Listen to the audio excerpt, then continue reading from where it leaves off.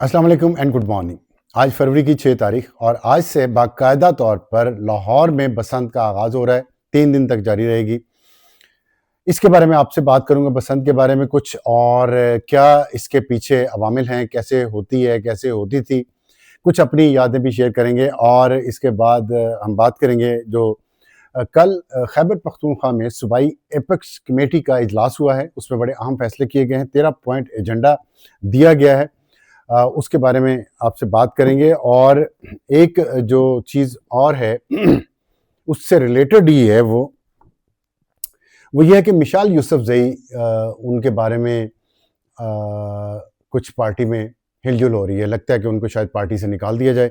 वजह क्या बनी है? और 8 फरवरी को जो कॉल दी गई है पाकिस्तान तहरीक इंसाफ की तरफ से पूरे मुल्क में पहिया जाम की और शटर डाउन की, उसका बसंत से क्या ताल्लुक है और बसंत बमुकाबला 8 फरवरी क्या कामयाब होगा, आपको अभी इस व्लॉग में आज बताएंगे हम। मैं हूं अबसार आलम और आप देख रहे हैं मेरा डिजिटल प्लेटफॉर्म। इसको ज्वाइन कीजिए। अभी तक अगर आपने सब्सक्राइब नहीं किया तो करें और हमें हमें हेल्प करें कि हम 1 लाख जो फॉलोअर्स हैं, सब्सक्राइबर्स, उसका टारगेट अचीव करें। सुना है कोई सिल्वर बटन मिलता है, उसके बाद वो क्या होता है, उसका क्या फ़ायदा, आई डोंट नो। लेकिन बहरहाल मेरी टीम ये कहती रहती है कि सिल्वर बटन मिलेगा तो बड़ा बेहतर हो जाएगा। पता नहीं क्या बेहतर होगा, लेट्स सी।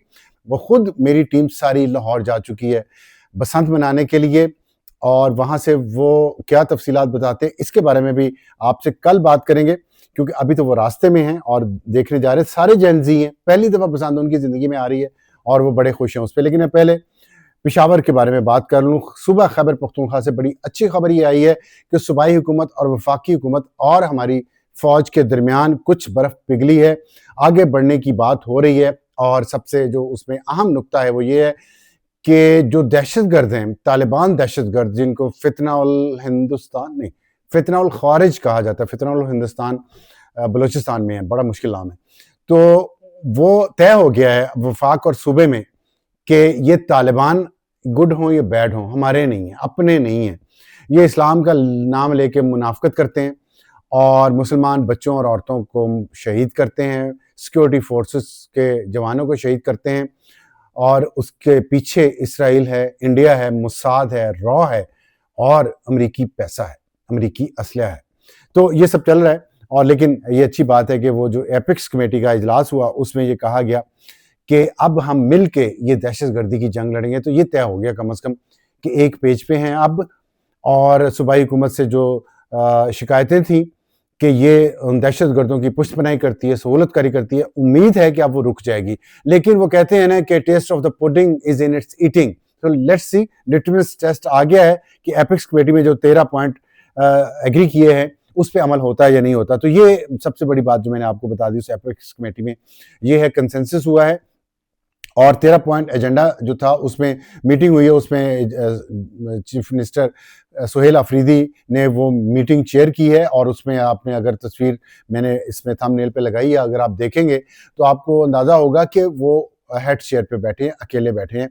वरना माजी में जो सूबाई एपिक्स कमेटीज़ की मीटिंग होती थी उसमें एक तरफ कोर कमांडर बैठे होते थे और एक तरफ चीफ मिनिस्टर बैठे थे, दोनों बराबर हेड ऑफ द टेबल पे बैठते थे। लेकिन इस दफ़ा उसमें तब्दीली आई है और वज़ीर आला की तरफ से मैसेज गया है कि I am the boss in the province. तो आई होप कि ये मैसेज अच्छे तरीके से पॉजिटिवली दोनों तरफ से लिया और दिया जाएगा। चलें, उनकी बात भी हो गई, अच्छी बात है कि सिविलियन सुपरमेसी शो की चीफ मिनिस्टर साहब ने, लेकिन इसको ट्रांसलेट होना चाहिए इन रियलिटी भी, और फिर वो लीड भी उसी तरह करें। ये ना हो कि वो दहशतगर्दों का तर्जमान बने रहें जैसे पहले थे। तो उसमें कोर कमांडर पेशावर थे, chief secretary, IG police, civil फौजी और दूसरे कानून नाफज करने वाले लोग थे। और उसमें फातह खानी की गई जो सिक्योरिटी फोर्सेस के, पुलिस के दूसरे लोगों के जो शहदा थे उनके बारे में शुरू में खराज अकीदत भी पेश किया गया। उसमें बढ़ते हुए दहशतगर्दी के वाक़यात पर मुश्तरका पॉलिसी बनाने और उस पर अमल करने का फ़ैसला हुआ।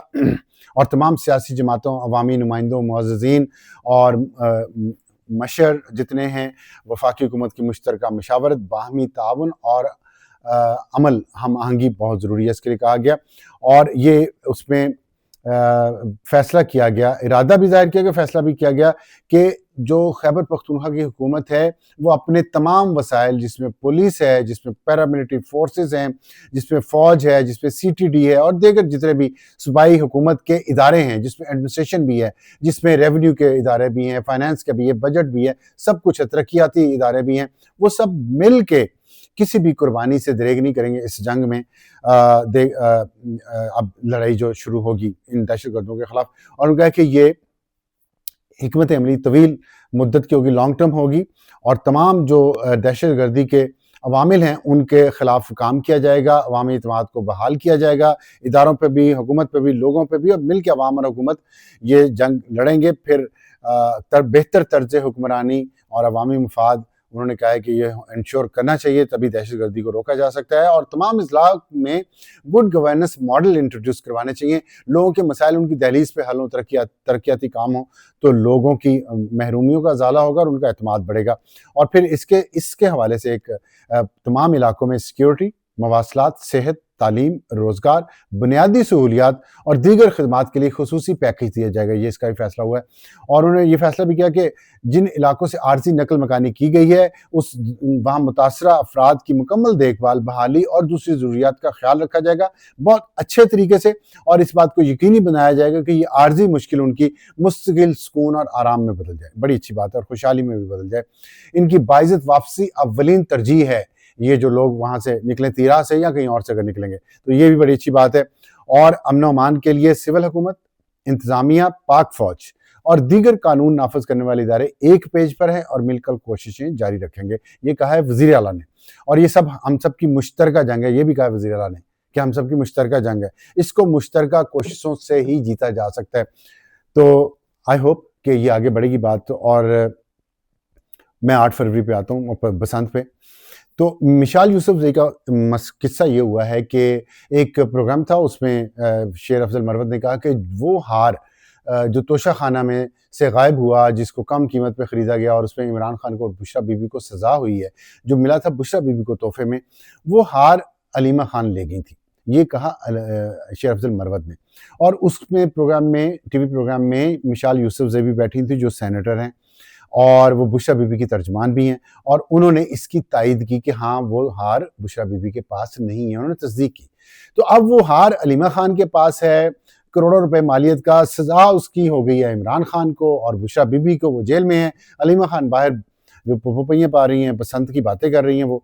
तो ये क्या चक्कर है? तो उस पर मिसाल यूसुफ, अब ये है कि बजाय अलीमा खान से पूछा जाता भाई हार की ज़रा निकालें, और सज़ा तो उनको हुई है, वो अलीमा खान ज़ाहिर सोशल मीडिया को कंट्रोल करती हैं, तो वो बात अब पीछे पड़ गए सब मिसाल यूसुफजई के कि इन्होंने ये बात क्यों की, इससे इनको पार्टी से निकाल दिया जाए। तो अब मिसाल यूसुफजई देखना ये है कि वो अपनी ये पार्टी की रुकनीत बचा पाती हैं या नहीं बचा पाती।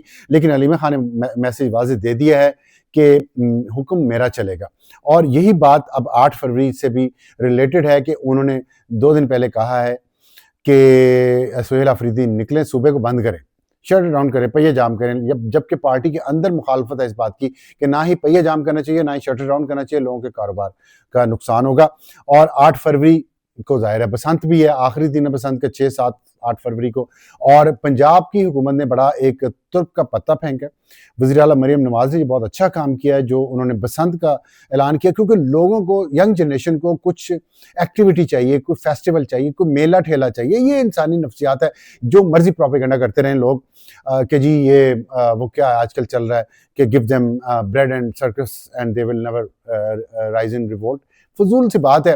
रिवोल्ट जो भी एप्स्टीन फाइल्स आई हैं उस पर सब पता चल रहा है कि इनकलाब कौन लाता है, उसके पीछे कौन होता है और फिर उसका नतीजा क्या निकलता है। तो वो इनकलाब से कुछ नहीं आना, लोगों की ज़िंदगियाँ बेहतर हों, जितनी भी है हर एक की लिमिटेड ही है, उसमें गम भी हैं, खुशी भी हैं और मुश्किल भी हैं, आसानियाँ भी हैं। आसानियाँ ज़्यादा हों, खुशियाँ ज़्यादा हों, गमों और मुश्किलात से, तो यही ज़िंदगी की बेहतरी है। और जिस माशरे ने ये कर लिया है वो तरक्की याफ्ता कहलाता है। जिस माशरे ने नहीं किया, जैसे हमारा, वो मुश्किलात में है, वो तरक्की पजीर है, गरीब है, लड़ाइयाँ होती हैं, जंगें हो रही हैं 2 सूबों में, सब कुछ चल रहा है, वो सही है। ये मेला ठेला है। तो मेरा ख्याल है कि ये बेहतर है और 8 फरवरी ये नाकाम हो जाएगा। ये मेरी एक असेसमेंट है, कोई प्रेडिक्शन नहीं मैं कर रहा, क्योंकि जो माहौल बना हुआ है, जिस तरह अभी दो बहुत बड़ी इसमें वजूहात हैं। एक तो पंजाब सारा इस वक्त फेस्टिवल मूड में है, और ये जो मैंने आपको कहा कि मरीम नवाज ने एक बड़ा सियासी और इंतजामी तौर पे बड़ा अच्छा फैसला किया है। इसको कामयाब करना भी बहुत ज़रूरी है कि जो उन्होंने SOPs वहाँ पे अनाउंस किए बसंत के लिए, कि इस दौरान हादसा ना हो, तो ये कामयाब हो जाएगा। तो दूसरी तरफ जो अभी ये मीटिंग हुई है एपेक्स कमेटी की पेशावर में, इससे लगता है कि अब सूबाई हुकूमत ज़्यादा तवज्जो देगी गवर्नेंस पे, बेहतर करने पे। उन्होंने खुद कमिट किया है इस बयान में जो जारी हुआ है ऑफिशियली, वज़ीर आला हाउस से भी जारी हुआ है और फौज की तरफ से भी जारी हुआ है, उसमें ये वादा किया गया है कि हम गवर्नेंस को बेहतर करेंगे। तो गवर्नेंस को बेहतर करने के लिए आप जल्द से जुलूस तो नहीं कर सकते ना, लोगों को सड़कों पर निकाल के। यंग बच्चे बच्चियाँ पंजाब में खुशियाँ मना रहे हों और मेले कर रहे हो, और वहाँ पे आप यंग बच्चों को हाथों में पत्थर, लाठियाँ, डंडे पकड़ाएं और कहें जी जो उसको मार दो, उसको गाली निकालो। लेकिन यहाँ एक बहुत बड़ा प्रॉब्लम है, वो है सोशल मीडिया का, जो अलीमा खान साहिबा के कंट्रोल में है। और उन्हें ये 2 नाकामियाँ जो अभी हुई हैं पिछले 2-3 दिनों में और अगले 2 दिनों में भी होंगी, वो ये है कि 8 फरवरी की उनकी पूरी कोशिश थी कि हंगामा और फसाद हो, वो नहीं होने जा रहा। मुझे तो अल्लाह करे यही लग रहा है। मैं तो चाहता हूँ पाकिस्तान में लोग पुरअमन खुशहाल हों, और जिस भी सियासी जमात से ताल्लुक हो, जो भी सियासी जमात इक़्तिदार में हो, लोगों को, आम आदमी को सहूलत और अमन मिलना चाहिए, खुशहाली मिलनी चाहिए, उसका हक है। बहुत मुश्किलात में से गुजरा है आम आदमी और गुजर रहा है। तो ये एक उनको। दूसरा, मिशाल यूसुफजई ने, जो शेर अफजल मरवत ने ये नया कट्टा खोल दिया है कि हार तो अलीमा खान के पास है। पार्टी के अंदर से भी उन पर आवाज़ें उठ रही हैं कि आप सियासत में मुदाखलत करिए, और कह रही हैं सूबे को बंद कर दो, खैबर पख्तूनख्वा में जहाँ पे एक ही जगह हुकूमत है। तो ये उनके लिए बर्दाश्त करना आसान नहीं होगा अलीमा खान के लिए, और इसलिए अब वो एक्टिवेट करेंगी अपने बाहर बैठे यूट्यूबर्स को और सोशल मीडिया को, जो गालियाँ निकालेंगे, जो क्वेश्चन करेंगे इस बात को कि लोग इस मुसीबत के वक्त थोड़ी सी खुशियां क्यों मना रहे हैं, पंजाब के लोग या लाहौर के लोग। तो इसको पॉइंट बना के किया जाएगा। और फिर अब जो एपेक्स कमेटी के बाद जो एलामिया आया, आप देखिएगा इस पे कितनी तनकीद। सुहेल अफरीदी को गालियां निकाली जाएंगी, उन पे मुख्तलिफ तरह तरह के इल्जामात लगाए जाएंगे, उनको कॉर्नर करने की कोशिश की जाएगी, जैसे अलीमीन गंडापुर को किया जा रहा था।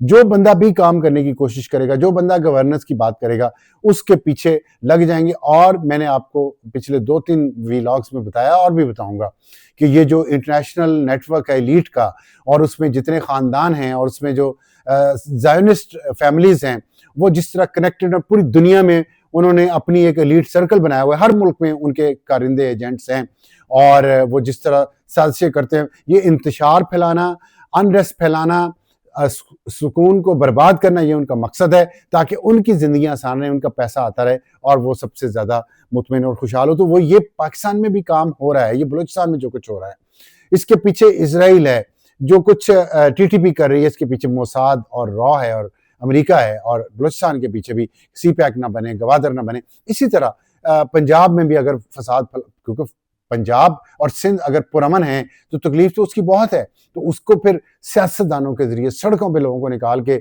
सरकारी अमला को आग लगाओ, ये करो, वो करो, तो वो अब नहीं हो रहा। तो उससे बड़ी तकलीफ होगी। आप देखिएगा यूट्यूबर्स को और सोशल मीडिया एक्टिविस्ट को। और प्रॉब्लम ये है, और बहुत बड़ा प्रॉब्लम है, कि इन यूट्यूबर्स को, जिनके जो पाकिस्तान में भी हैं कुछ, और उनके राब्ते हैं बाहर बैठे यूट्यूबर से, उन यूट्यूबर्स को पाकिस्तान के अंदर मुसलसल इमदाद मिल रही है बहुत अहम ओहदों पे बैठे लोगों से। उनको अरबों रुपए का बजट दिया गया है, दिया जा रहा है, और पिछले कुछ दिनों से मैं देख रहा हूँ उनको ज्यादा पैम्पर करना शुरू कर दिया है, जैसे वो असासे हों, और वो ऐसे असासे हों जिनको छोड़ा नहीं जा सकता, जिनको छोड़ इतना। मैंने आपको बताया, मैं कॉन्स्पिरेसी थ्योरीज पे यकीन नहीं रखता था, अभी भी मैं डाउटफुल हूं, लेकिन अब लगता है ट्रस्ट टूट गया है। एप्स्टीन फाइल्स में और ईमेल्स में जो कुछ नजर आया है, किसी पे भी एतबार करना बड़ा मुश्किल है। तो कुछ चीजें तो मैं देख रहा हूं अपने सामने इस मुल्क में, इन शहरों में होते हुए, कि किस तरह इन यूट्यूबर्स को प्रोटेक्शन दी गई, माजी में आज भी दी जा रही है, जो पाकिस्तान के खिलाफ काम कर रहे हैं, जो पाक फौज के खिलाफ काम कर रहे हैं, जो प्रोपेगेंडा कर रहे हैं, जो गालियां निकाल रहे हैं टॉप कमांड को, उनको प्रोटेक्शन यहां से मिल रही है, बड़े ओहदों पर बैठे हुए सर्विंग लोगों से मिल रही है।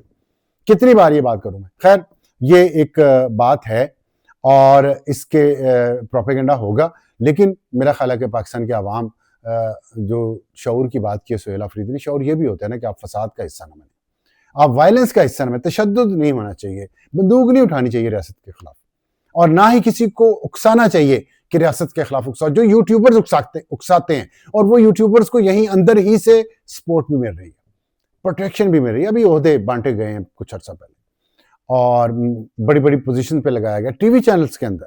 उन लोगों ने जिन्होंने मुनज़्ज़म तौर पे पिछले 10-11 साल में कैंपेन की फौज के खिलाफ, पहले फौज के साथ मिलके, और पिछली जो यहाँ पे एक सेटअप था, उन्होंने उनको हायर किया था, उनको पैसा दिया, उनको बिठाया टीवी चैनल्स पे, उनको प्रोटेक्शन दी कि गालियां निकालो, फतवे लगाओ सब पे, और अब वो कुछ अरसे के लिए पीछे गए सीन से, अब उनको दोबारा ला के बिठाया जा रहा है बड़े बड़े चैनल्स की बड़ी बड़ी पोजीशंस पे। सोचिएगा आप इस पे कि ये क्यों किया जा रहा है, कौन कर रहा है और क्यों कर रहा है। एप्स्टीन फाइल्स में जो कुछ है सब कुछ झूठ नहीं है, बहुत कुछ झूठ भी हो सकता है, और जो जिसका नाम आया है वो सारे उसमें मुलव्विस भी नहीं है, ये बात भी ठीक है, लेकिन ये भी नहीं है कि सब साफ है। जितने बड़े ओहदे पे उतना ही बड़ा उसमें फंसा हुआ है। और खैर ये एक सी और बात, बसंत लाहौर में मनाई जा रही है। बहुत ज़्यादा सियासत करते रहते हैं, हमने सोचा बसंत करें, तो मैंने भी सोचा कि बसंत में वैसे तो कोठे पे चढ़ के गुड्डी तो नहीं उड़ा रहा, चलें ये मैं थोड़ा अपने गेटअप कर लूँ।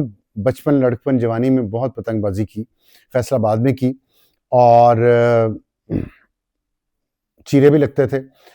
वालिद साहब सख्त थे और वो नहीं पतंगबाजी को पसंद करते थे, कबूतरबाजी को भी नहीं पसंद करते थे, तो छत पे छुप के कबूतर भी रखे उनसे और पतंगे भी उड़ाते थे। पतंगों का कभी उन्हें पता चल जाता था, कभी नहीं पता चलता था। कबूतरों का एक दफ़ा पता चल गया था उन्हें, और उसके बाद फिर कबूतर नहीं रखे जा सके। तो लेकिन पतंगबाजी होती रही, और पतंगबाजी पे अब्बू कभी आंखें बंद भी कर लेते थे। हमारे सारे शहरों में यही है, माँ बाप यही चाहते हैं कि बच्चे पढ़े लिखें और तवज्जो दें अपनी तालीम पे, बड़े इंसान बने। पतंगबाजी में अगर बिल्कुल उलझ गए, ज़्यादा कर ली, हर चीज़ की excess of everything is bad. जैसे आजकल ये डिजिटल गैजेट्स इस्तेमाल करना, डिजिटल ऐप्स इस्तेमाल करना बहुत ज़्यादा, वो भी बुरा है। इसी तरह हमारे दौर में भी अगर आप पतंगबाजी 24 सारा दिन करते रहें तो वो भी गलत था, और फिर पैसा भी खर्च होता था। अभी बसंत बहुत महंगी है, लेकिन जेन ज़ी की पहली बसंत है। उनको बताना चाहता हूँ कि आपके माँ बाप ने आपको बड़ी सहूलियात दी हैं। आप जितनी खुशी से दूसरे शहरों से जा के वहाँ लाहौर में बसंत मना रहे हैं, हमारे दौर में इतनी आज़ादियाँ नहीं थी माँ बाप की तरफ से। पतंग उड़ाने पे भी बहुत पाबंदियाँ थी। असर और मगरिब के दरमियान अक्सर होता था कि हम सिर्फ पतंग उड़ा सकते थे, उससे पहले भी नहीं मुमकिन था। उसके बाद रात हो जाती थी, लाइटिंग, ये नाइट बसंत बहुत बाद में आई है। पहले बगैर लाइटों की दिन के रोशनी में सिर्फ बसंत होती थी। तो और फिर पतंगें लूटी भी जाती थी, और गांठियाँ भी डाली जाती थीं, और हाथ भी मारा जाता था, और पेश भी लड़ाए जाते थे। सब कुछ ये हुआ है, और एक मुस्तकिल सिलसिला था। अब जो हो रही है बसंत, एक कॉर्पोरेट लेवल पे हो रही है। इसको कॉर्पोरेट बसंत कहना चाहिए, लेकिन हुकूमत ने इसकी सरपरस्ती की है, बहुत अच्छा किया, इस सेंस में कि यंग जनरेशन को पंजाब की हुकूमत ने कम से कम एक आउटलेट दिया है कि आप अपनी ज़िंदगी में उनको कुछ खुशी भी मिले। हर वक्त उनको स्ट्रेस, उनको बम धमाके, कब्जा हो गया, किडनैप हो गया, हमला हो गया, खुदकुश बमबार आ गया, यही चलता रहता है इस मुल्क में। तो उन बच्चों का ज़हन ही एक अजीब सा बन गया है। उनको पता होना चाहिए कि हंसना खेलना भी ज़िंदगी का हिस्सा है।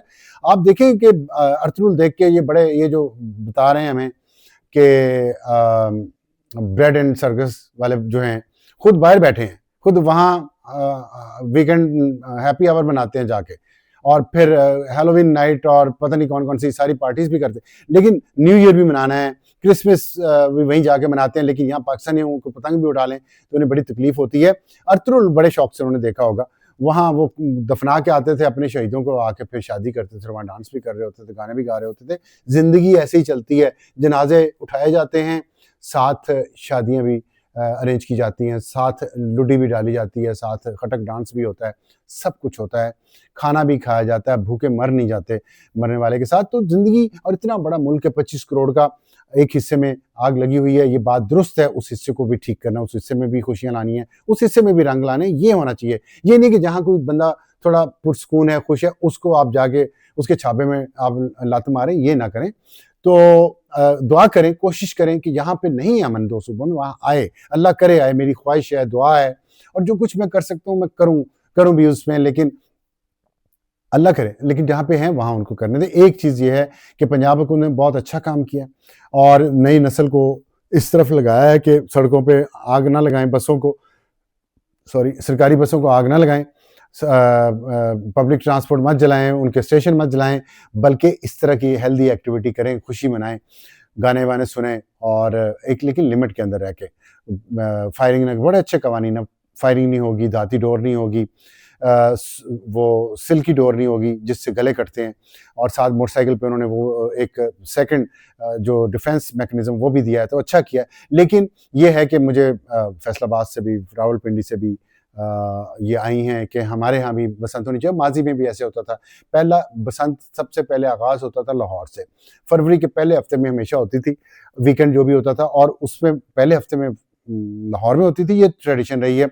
दूसरे हफ्ते में फैसलाबाद में होती थी, तीसरे हफ्ते में पिंडी और मुल्तान चली जाती थी, फिर गुजरांवाला, सियालकोट, इस तरह बसंत फिर फैल जाती थी, और एक महीना, एक डेढ़ महीना ये सारा शुगल चलता था। उसके बाद बच्चों के एग्ज़ाम आते थे, तो माँ बाप हमारे भी वाले सब छत पे जायज़ा लेते थे जाके कि पतंगें कहाँ छुपाई है, डोर कहाँ, और पतंगें फिर फाड़ दी जाती हैं। उसके बाद और फिर होता है कि पढ़ें, अब आप काम करें। वैसे भी गर्मियाँ आ जाती हैं, धूप में फिर पतंगबाजी नहीं हो सकती, शाम को कभी-कभार हल्की-फुल्की होती है। तो ये एक बसंत है, बहार का आगाज़ है, आई बसंत पाला उड़ंत, मतलब ये अनाउंसमेंट है कि सर्दी ख़त्म हो गई, बहार का मौसम आ गया। जो सरसों के फूल हैं, वो फूल रहे हैं, बसंती रंग है उनका, पीला रंग है, बसंती रंग, तो वो खेतों में पंजाब के हर तरफ वो रंग फैल जाता है। फिर गंदम की फसल भी थोड़ी-सी ऊँची हो जाती है, तो एक नया आगाज़ ज़िंदगी का होता है सर्दियों के बाद। अच्छा मौसम आता है, फूलों का मौसम होता है, रंगों का मौसम होता है, उसको सेलिब्रेट किया जाता है पंजाब में। सदियों से ये रवायत है, और अब दोबारा उसका अहया हुआ है, खुशामदीद कहें, लेकिन दूसरों को तकलीफ़ ना दें। दूसरों को तकलीफ़ दे के अगर आप अपनी एन्जॉयमेंट करेंगे, खुशियाँ करेंगे, तो इसका कोई फ़ायदा नहीं है। और फिर इससे ये है कि एक नेगेटिव एनर्जी क्रिएट होगी, लोग क्रिटिसाइज़ करेंगे इस त्योहार को, और फिर जो अगले लोग हैं उनके लिए मुश्किल हो जाएगा। जैसे पिछले 25 साल इस पे पाबंदी लगी रही है, 20 साल, तो फिर एक पूरी जनरेशन को पता ही नहीं होता कि कन्नी देना क्या होता है और चप खाना क्या होता है। ठीक है? तो एन्जॉय करें आज और अगले 3 दिन, और पाकिस्तानियों को दुआ में याद रखें, उनको भी, जो वतन पे कुर्बान हो रहे हैं और जो वो बेगुनाह मारे जा रहे हैं बलूचिस्तान में, खैबर पख्तूनख्वा में, और या जहाँ कहीं भी। अल्लाह हमारे पूरे मुल्क में अमन और सुकून लाए, खुशियाँ लाए, खुशहाली लाए, और हमें एक अच्छे वतन की तरह इस नक्शे पे उभरें, जिसमें इस्लाम का ताना ना दुनिया में बने, बल्कि कहें कि ऐसा होता है मुसलमान मुल्क जैसा पाकिस्तान है। तो आइए कोशिश करें इस नए सीज़न का आगाज़ बहार के मौसम में। आज के लिए इतना ही। खुदा हाफ़िज़।